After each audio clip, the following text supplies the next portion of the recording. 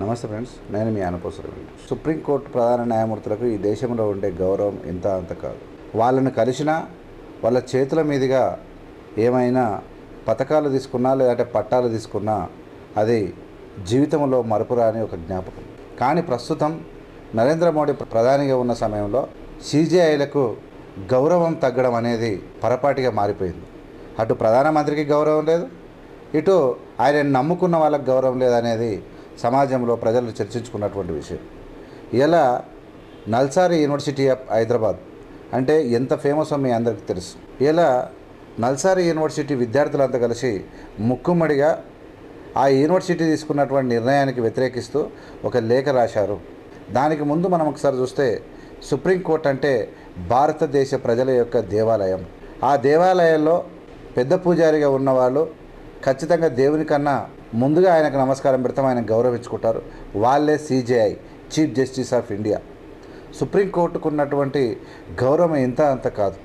ప్రజలు ఎలా భావిస్తారు అంటే తప్పులను, చండాలను, మోసాలను చీల్చి చెండాలే దేవాలయం సుప్రీంకోర్టు.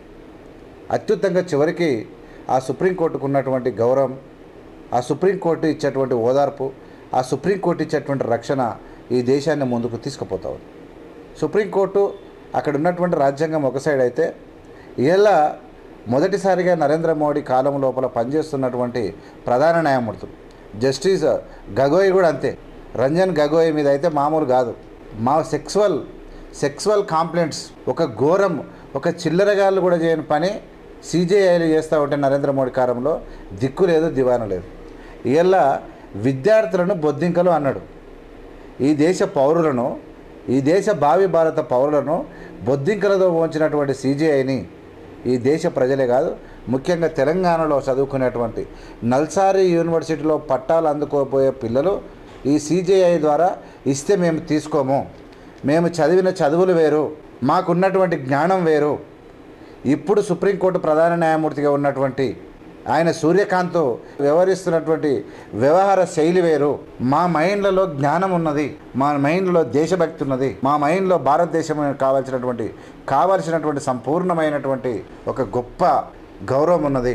కానీ ఈ వ్యవహార శైలి చూస్తూ ఉంటే విద్యార్థులను, భావి భారత పౌరులను కాక్రోచులతో పోర్చినటువంటి దుర్మార్గమైన ఆలోచనలు ఉన్నటువంటి సిజేఐ ద్వారా మేము ఎట్టి పరిస్థితుల్లో సర్టిఫికెట్లు తీసుకోము అని తెగేసి చెప్పి ఇలా నల్సారి యూనివర్సిటీ ఆఫ్ హైదరాబాద్కి ఒక లేఖ రాసి, ఇది ప్రపంచ చరిత్రలో, భారతదేశ చరిత్రలో ఒక చీకటి రోజు. నీచులు, దుర్మార్గులు, కొంతమంది అంధభక్తులు కలిసి అడ్డగోలుగా మాట్లాడుతూ, విరుచుకుపడుతూ, బూతు కామాండ్లతో వెనుకపడుతున్నటువంటి సమయం లోపల ఈ దేశ యువత ఈ దేశాన్ని కాపాడుకోవడానికి మేలుకుంటున్నటువంటి సమయంలో సుప్రీంకోర్టు ప్రధాన న్యాయమూర్తినైనా, ఈ దేశ ప్రధానినైనా ప్రాణాలకు లెక్క చేయక ఎదురు తిరుగుతున్నటువంటి తీరు ప్రపంచ చరిత్రలో ఎప్పుడు జరగలేదు. దీన్ని కూడా అవకాశంగా, అవసరంగా మార్చుకొని పిల్లల మీద తనకు ఉన్నటువంటి తెలివితేటలను వాళ్ళను దుర్మార్గులు మార్చడానికి ప్రయత్నం చేస్తున్నటువంటి నీచులు ఉన్నారు.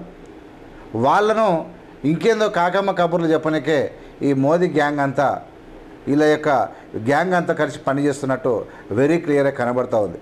ఇవన్నీ కలిసి ఇంతింతాయి వటుడింతాయి దేశ ప్రజలకు మొత్తం చేరినాడు అందరికీ ఇబ్బందికరమైనటువంటి పరిస్థితి. ముఖ్యంగా భారతదేశ రాజ్యాంగం చరిత్రలో, ఈ భారతదేశ చరిత్రలో ఇలాంటివి కూడా జరుగుతాయని ఎవరు ఊహించలేదు. సుప్రీంకోర్టు ప్రధాన న్యాయమూర్తికి ఇదొక, ఎవరైతే ప్రధాన న్యాయమూర్తి ప్రస్తుతం ఉన్నాడో సిజేఐ గారు, సూర్యకాంత్ గారు ఎవరన్నో, ఆయన చేసినటువంటి వ్యాఖ్యలకు ప్రజలంటే వీళ్ళెవరంటే ఈ ప్రధాన న్యాయమూర్తులు వస్తుంటారు పోతుంటారు, ప్రధాన మంత్రులు వస్తుంటారు పోతుంటారు, కానీ వాళ్ళ వ్యవహార శైలి అనేది ప్రజల చేత, వాళ్ళ బుద్ధి జ్ఞానం అనేది, వాళ్ళ యొక్క విధానం అనేది ప్రజల చేత కీర్తించబడతాయా, తిట్లు పడతారా అనేది ఇలా ప్రజలు వెరీ క్లియర్గా కనబడుతూ ఉంది. సుప్రీంకోర్టు ప్రధాన న్యాయమూర్తిని కూడా లెక్క చేయని యువత ఈ దేశంలో ఉందంటే ఖచ్చితంగా ఎలాంటి వాడినైనా వంగబెట్టి చక్కగా చేసుకొని పని చేయించుకున్నటువంటి సత్తా ఈ భరత గడ్డకుంది, పోరాటాల గడ్డకుంది.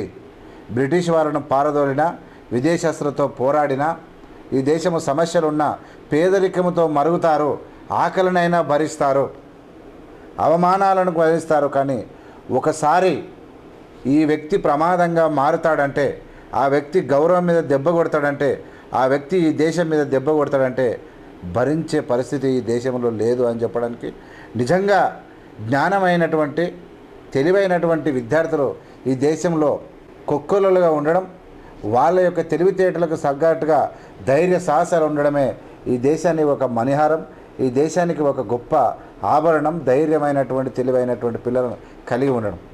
ఆ పిల్లలే ఇలా ప్రధాన న్యాయమూర్తినైనా ప్రధాన మంత్రినైనా చీల్చి చెండాడగలుగుతారు, ఎదురు తిరుగుతారు అని మనకు అర్థమవుతా ఉంది. ఈ సిచ్యువేషను ఇంకా ఎవరికి రాకుండా ఉంటే మంచిది. ఇప్పటికైనా వీళ్ళు ఎవరైతే పెద్దలు ఉన్నారో వాళ్ళు మేలుకుంటే మంచిది. లేకపోతే భవిష్యత్తులో దేన్నైనా పిల్లలు ఖచ్చితంగా ఎండగడతారు, వాళ్ళ చెవులు బట్టి పిండేటువంటి విషయాలను బయట పెడతారు. కాబట్టి జాగ్రత్తగా ఉండాల్సిందిగా విజ్ఞప్తి చేస్తూ ఉన్నాం. చూస్తున్నామనండి AVM media. AVM media like చేసి, షేర్ చేసి, సబ్స్క్రైబ్ చేసి ప్రజలకు తీసుకుపోండి. జై హింద్, జై భీమ్, జై భారత్.